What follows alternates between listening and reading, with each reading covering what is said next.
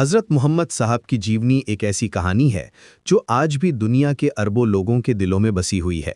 आज हम जानेंगे उस महान व्यक्तित्व के बारे में जिन्होंने न सिर्फ अरब की धरती को बदल दिया बल्कि पूरी दुनिया के लिए एक नया रास्ता दिखाया। पैगंबर मोहम्मद साहब का जन्म 570 ईस्वी में मक्का शहर में हुआ था। ये वो समय था जब अरब की धरती पर अंधकार छाया हुआ था। लोग मूर्तियों की पूजा करते थे, जातिवाद और कबीलाई लड़ाई झगड़े आम बात थी। ऐसे माहौल में एक बच्चे का जन्म हुआ जो आगे चलकर इंसानियत का सबसे बड़ा रहनुमा बनने वाला था। उनके पिता अब्दुल्लाह का देहांत उनके जन्म से पहले ही हो गया था। मां आमिना ने अकेले ही अपने बेटे की परवरिश शुरू की। अरब की परंपरा के अनुसार छोटे बच्चों को रेगिस्तान में बेदुइन परिवारों के पास भेजा जाता था ताकि वे शुद्ध अरबी भाषा सीख सकें और कठोर जीवन में मजबूत बन सके। मोहम्मद साहब भी हलीमा नाम की एक महिला के पास गए। कहते हैं कि जब से ये बच्चा उनके घर आया, उनकी गरीबी दूर हो गई और बरकत आने लगी। कुछ साल बाद जब वे अपनी माँ के पास वापस आए तो 6 साल की उम्र में उनकी माँ का भी देहांत हो गया। अब वे पूरी तरह से अनाथ हो गए थे। दादा अब्दुल मुत्तलिब ने अपने पोते की जिम्मेदारी संभाली, लेकिन 2 साल बाद उनका भी निधन हो गया। अब चाचा अबू तालिब ने उनकी देखभाल की। अबू तालिब एक गरीब आदमी थे, लेकिन उन्होंने अपने भतीजे से बहुत प्यार किया। बचपन से ही मोहम्मद साहब में कुछ खास बात थी। वे झूठ नहीं बोलते थे, किसी को धोखा नहीं देते थे और हमेशा सच्चाई का साथ देते थे। लोग उन्हें अल अमीन यानी भरोसेमंद कहने लगे थे। जवानी में मोहम्मद साहब व्यापार करने लगे। उस समय मक्का एक बड़ा व्यापारिक केंद्र था। कारवान यहां से सीरिया और यमन तक जाते थे। मोहम्मद साहब की ईमानदारी और मेहनत की वजह से लोग उन पर भरोसा करने लगे।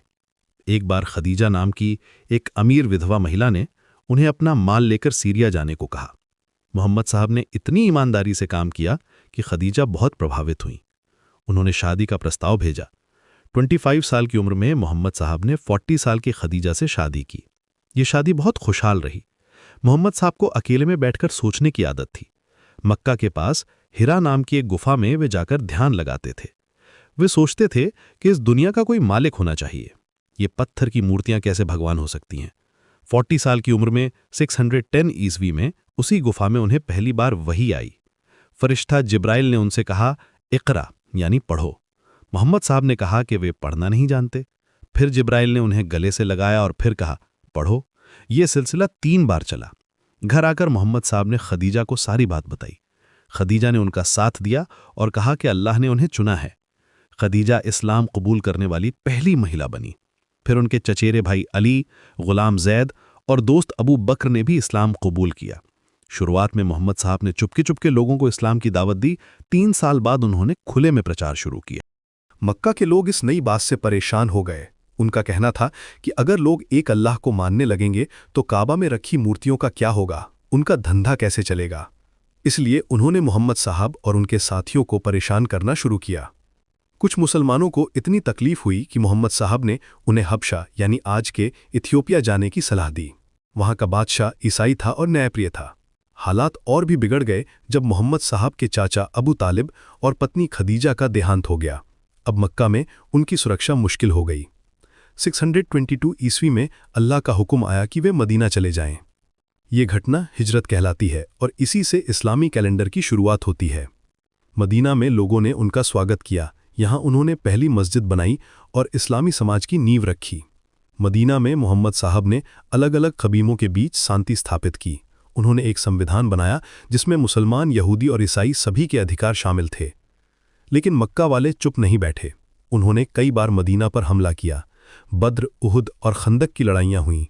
इन सभी में मुसलमानों ने बहादुरी दिखाई। 628 ईस्वी में हुदैबिया की संधि हुई। ये एक अहम मोड़ था। इस संधि के बाद शांति का माहौल बना और लोगों को इस्लाम को समझने का मौका मिला। 630 ईस्वी में मक्का फतेह हुआ। मोहम्मद साहब ने बिना खून खराबे के मक्का में प्रवेश किया। उन्होंने अपने दुश्मनों को माफ कर दिया और काबा से सभी मूर्तियों को हटवा दिया। मोहम्मद साहब का आखिरी हज 632 ईस्वी में हुआ। अरफात के मैदान में उन्होंने अपना आखिरी खुतबा दिया। इसमें उन्होंने इंसानों की बराबरी, औरतों के अधिकार और न्याय की बात कही। वापस मदीना आने के बाद वे बीमार पड़ गए। जून 8, 632 को 62 साल की उम्र में उनका देहांत हो गया।